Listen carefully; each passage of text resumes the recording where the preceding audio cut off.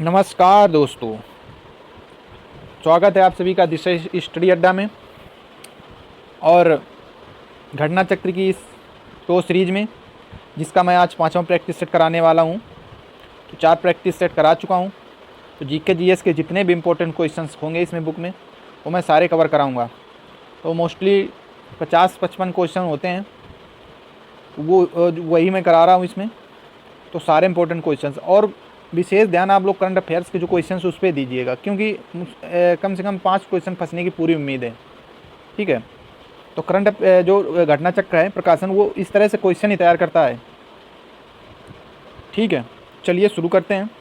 पहला क्वेश्चन है कि शुतुरमुर्ग पुरापाषाण काल में भारत में पाए गए थे। शुतुरमुर्ग के अंडे के छिलके जो हैं बड़ी मात्रा में कहाँ पाए गए हैं? तो यह पाए गए हैं पटनी नामक स्थान पर, और पटनी नामक स्थान पड़ता है महाराष्ट्र में।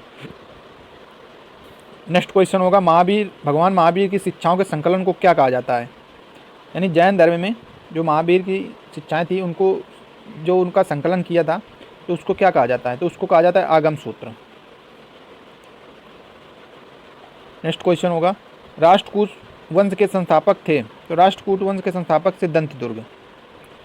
तो राष्ट्रकूट जो वंश था उसके संस्थापक थे दंतिदुर्ग, और दंतिदुर्ग को दंतिवर्मन के नाम से भी जाना जाता है। ठीक। नेक्स्ट क्वेश्चन, चंदावर का युद्ध किसके बीच में हुआ था? तो चंदावर का जो युद्ध हुआ था वो जयचंद और मोहम्मद गौरी के मध्य हुआ था। तो ये 1194 में हुआ था। ठीक। और इस युद्ध में जयचंद की हार हुई थी। नेक्स्ट क्वेश्चन होगा, दिल्ली सल्तनत प्रशासन के संदर्भ में राज्य पत्राचार विभाग को निम्न के से किस नाम से जाना जाता है? तो यह जाना जाता है दीवान इंसा नाम से।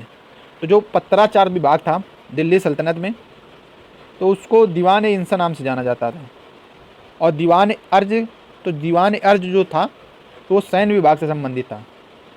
और दीवान रसालत जो था, तो दीवान रसालों को धार्मिक मुद्दों से ये संबंधित था। ये आपसे पूछ सकता है क्वेश्चन, ये जो मैं बता रहा हूँ यार ध्यान रखिए, नोट भी कर लीजिए। तो दीवान रसालत को धार्मिक मुद्दों से संबंधित है। ठीक। और विदेशी मामलों की देखरेख से भी संबंधित है। और दीवान खैरात जो है, खैरात मतलब दान देना, तो यह दान विभाग से संबंधित था। ठीक।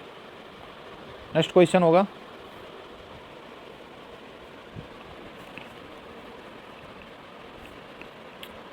मापला, इसको मोपला भी बोला जाता है। मोपला विद्रोह जो है, मुस्लिम किसानों ने एक शक्तिशाली जमींदार विरोधी आंदोलन खड़ा किया था। वह आंदोलन किस राज्य में किया गया था? तो इसका राइट आंसर होगा केरल। तो जो मोपला विद्रोह था वो केरल के मालाबार क्षेत्र में लगभग वर्ष 2021 में हुआ था। तो यहाँ पर जो काश्तकार थे, यानी कि अधिकतर जो बटाईदार थे, जो खेत लेते थे, वो अधिकतर मुसलमान थे। और जो जमींदार थे जिनके पास बहुत ही ज़मीन थी, तो वो अधिकतर हिंदू ब्राह्मण थे।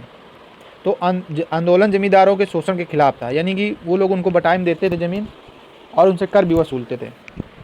इस तरह का तो उन्होंने मोपला विद्रोह किया था।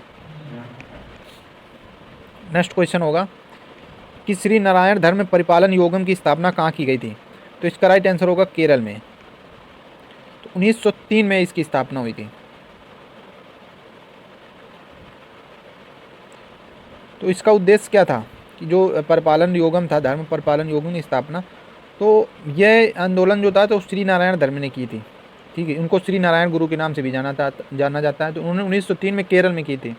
तो इसका उद्देश्य यह था कि ये मतलब जो छुआछूत होती थी कास्ट को लेके, अपर कास्ट लोअर कास्ट, तो उसका विरोध करना था। और सामाजिक रूप से जो पिछड़े थे उनका उत्थान करना था। और मंदिरों में प्रवेश को लेकर आरंभ हुआ था, यानी कि जो शुद्ध जात के लोग थे या नीचे के तबके के लोग थे, तो उनको मंदिरों में प्रवेश करने की अनुमति नहीं थी। तो इस तरह का आंदोलन या कह लीजिए कि स्थापना या कुछ भी हुआ था, तो ये केरल में हुआ था। नेक्स्ट क्वेश्चन, भगत सिंह, सुखदेव और राजगुरु को फांसी कब दी गई थी? ये दी गई थी 23 मार्च 1931। ऑप्शन सी इसका राइट आंसर होगा।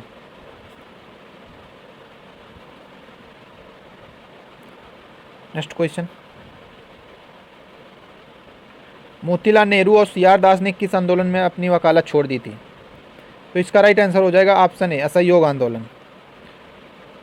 तो असहयोग आंदोलन के दौरान जो सी आर दास थे, यानी चित्तरंजन दास, और मोतीलाल नेहरू और राजेंद्र प्रसाद और जवाहरलाल नेहरू और विट्ठल भाई पटेल एवं सरदार पटेल ने अपनी वकालत छोड़ दी थी। नेक्स्ट क्वेश्चन, किस वर्ष में क्रिप्स मिशन ने भारत को स्वतंत्र उपनिवेश डोमिनियन स्टेटस की पेशकश की थी? यह किया था क्रिप्स मिशन 1942। तो क्रिप्स मिशन जो भारत आया था वो आया था 1942 में। नेक्स्ट क्वेश्चन है कि झारखंड का सबसे ऊंचा शिखर है, तो झारखंड का जो सबसे ऊंची चोटी है, ऊंचा शिखर है, उसको पारसनाथ बोला जाता है।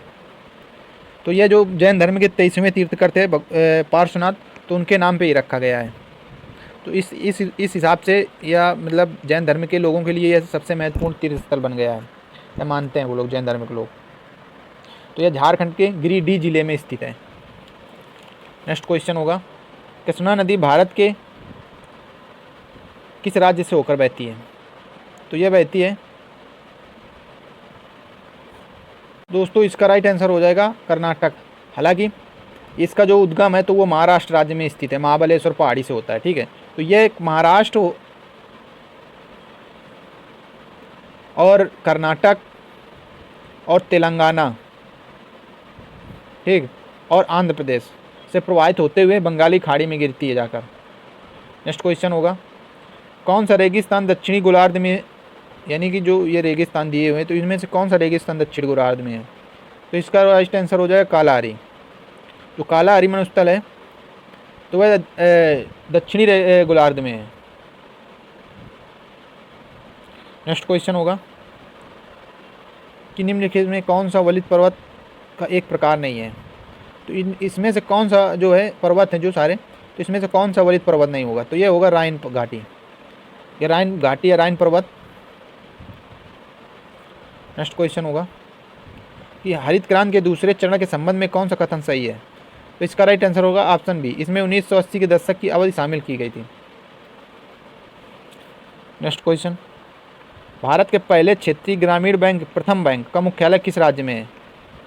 यानी कि जो पहला बैंक है, पूछ लिया जाए आपसे कि भारत का पहला क्षेत्रीय ग्रामीण बैंक कौन है, ऑप्शन दे दिए जाएंगे आपको, तो उसमें से प्रथम बैंक भी दिया होगा, तो वो ही राइट आंसर होगा। तो इसका मुख्यालय कहाँ है?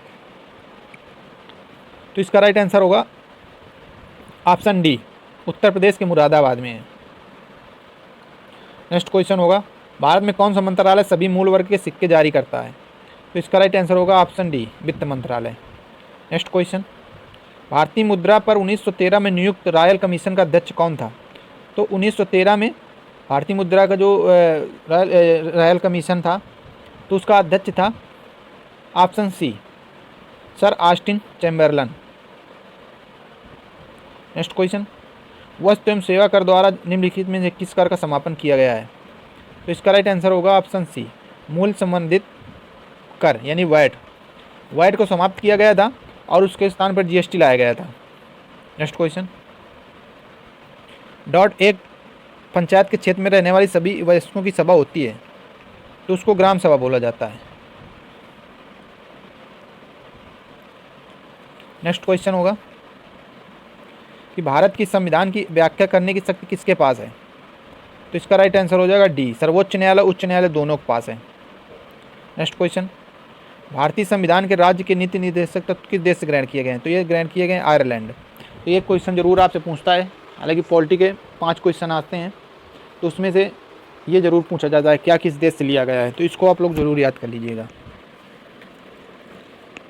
और जैसे कि मैं और जो मूल अधिकार हैं वो संयुक्त राज्य अमेरिका से लिए गए हैं और समवर्ती सूची जो है वो ऑस्ट्रेलिया से ली गई है, और जो संघ और राज्यों के बीच संबंध है यानी केंद्र और राज्यों के बीच संबंध है वो कनाडा से लिया गया है, और जो आपात उपबंध है वो जर्मनी के संविधान से लिए गए हैं। तो ये इंपॉर्टेंट है, इन्हीं में से कोई पूछ सकता है आपसे। नेक्स्ट क्वेश्चन होगा कि भारतीय संविधान कौन सा अनुच्छेद महाराष्ट्र और गुजरात राज्यों के संदर्भ में विशेष उपबंध से संबंधित है? तो इसका राइट आंसर होगा ऑप्शन डी, आर्टिकल 377।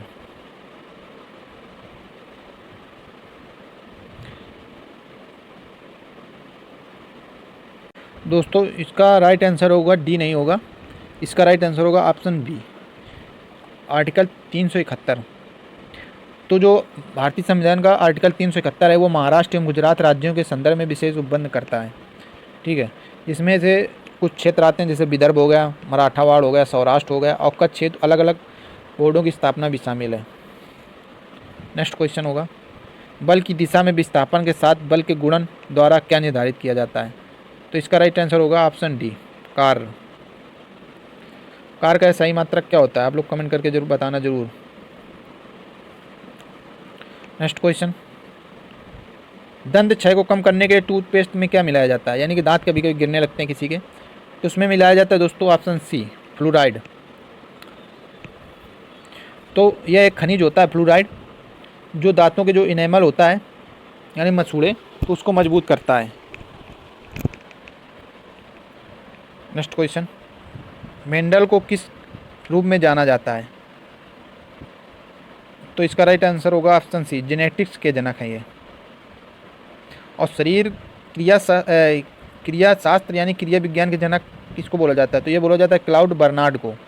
ठीक, और पूछा जाए भूगर्भ शास्त्र के जनक, तो यह है जेम्स हटन। ठीक, और जेनेटिक्स यानी आनुवांशिकी के जनक है ग्रेगर जॉन मेंडल, यही जो दिया हुआ है ऑप्शन में। और जो जीवाश्म विज्ञान के जनक हैं वो हैं थियोफ्रेस्टस। नेक्स्ट क्वेश्चन होगा, कौन सा मुख्य कैंसर का प्रेरक कारक है? तो इसका राइट आंसर होगा तंबाकू। नेक्स्ट क्वेश्चन होगा,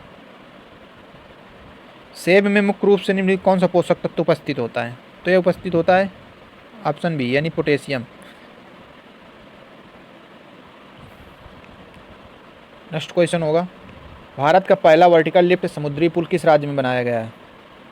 तो इसका राइट आंसर होगा ऑप्शन बी, तमिलनाडु में। तो यह पुल बनाया गया है रामेश्वरम यानी तमिलनाडु में। ठीक, तो यह भारत का पहला वर्टिकल लिफ्ट समुद्री पुल होगा, जिसकी लंबाई लगभग 2.08 किलोमीटर है। और यह जो रामेश्वर है वो जो मुख्य भूमि है तमिलनाडु की, वहाँ से जोड़ेगा इसको। तो इसका उद्घाटन किया था प्रधानमंत्री नरेंद्र मोदी जी ने। नेक्स्ट क्वेश्चन होगा, अप्रैल 2025 में कौन सा देश नासा के आर्टेमिस समझौते में शामिल हुआ है? तो इसका राइट आंसर होगा ऑप्शन डी, बांग्लादेश।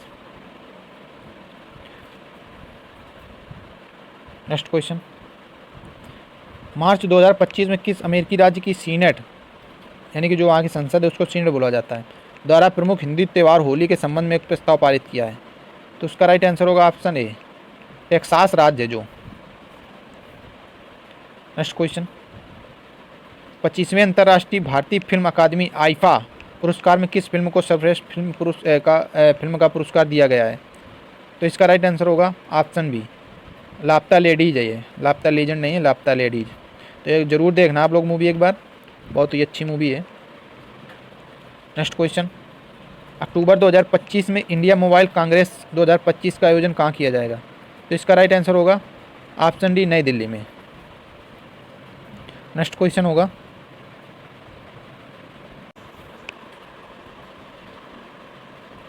57 नंबर, कि अप्रैल 2025 में लंबी दूरी के ग्लाइड बम LRGB गौरव का सफल परीक्षण किस विमान से किया गया है?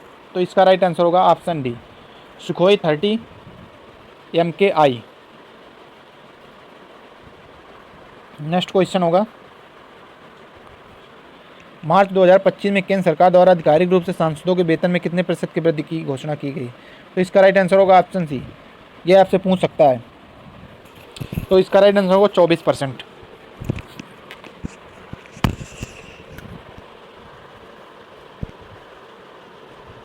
नेक्स्ट क्वेश्चन होगा, मार्च 2025 में आयोजित Yonex All England Open badminton championship 2025 में पुरुष एकल का खिताब किसने जीता है?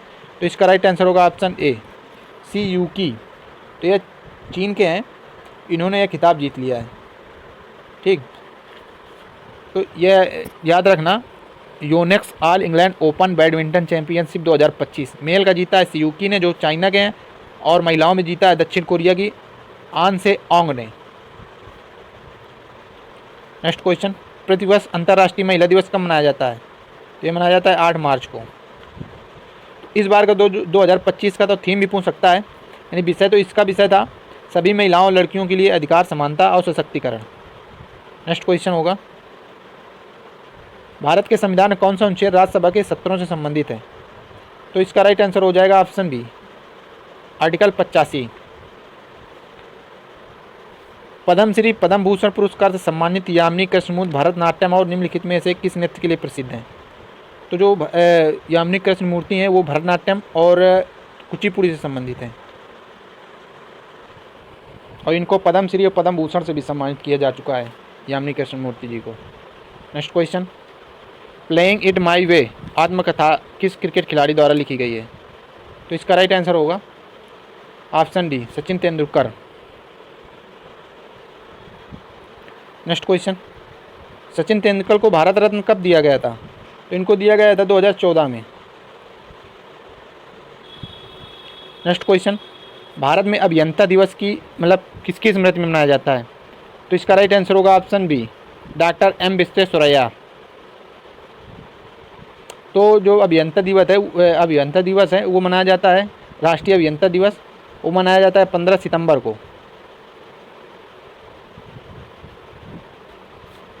नेक्स्ट क्वेश्चन, कौन सा भारत का पहला राष्ट्रीय उद्यान था?